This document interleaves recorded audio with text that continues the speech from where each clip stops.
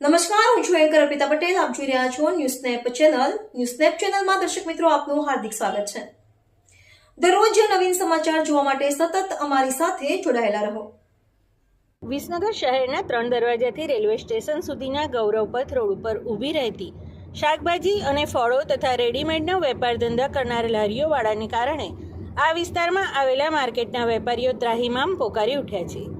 આ રોડ ઉપર ઊભી રહેતી લારીઓવાળા પોતાના ધંધા રોજગાર કરવા માટે નાના લાઉડસ્પીકર વગાડીને સતત ધ્વનિ પ્રદૂષણ કરી રહ્યા છે.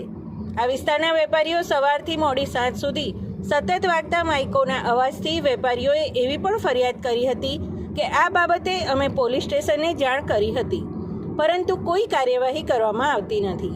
આ બાબતે વેપારી શ્રી ઈશ્વરભાઈ પટેલે જણાવ્યું હતું કે 3 દરવાજાથી રેલવે સર્કલ સુધીનો વધારેમાં વધારે જે ટ્રાફિકની સમસ્યા અને આ લારીઓવાળાની જે લુખી દાદાગીરી, માઇક ઉપર બોલવાનું, સેલ સેલ સેલ, 50 રૂપિયા કિલો 50 રૂપિયા કિલો.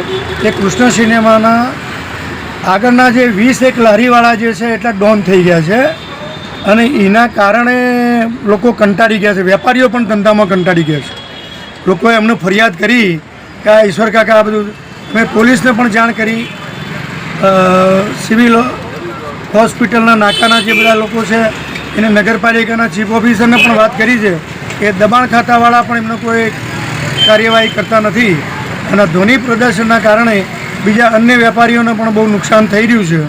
તો નગરપાલિકા અને પોલીસનો રોલ ભેગો કરી અને આ ધંધો ભલે કરતા હોય પણ આવું માઇકોથી રાડોરાડ કરી અને લોકોને હેરાન ન કરે એ માટેની અમારી સર્વ વેપારીઓની વિનંતી છે.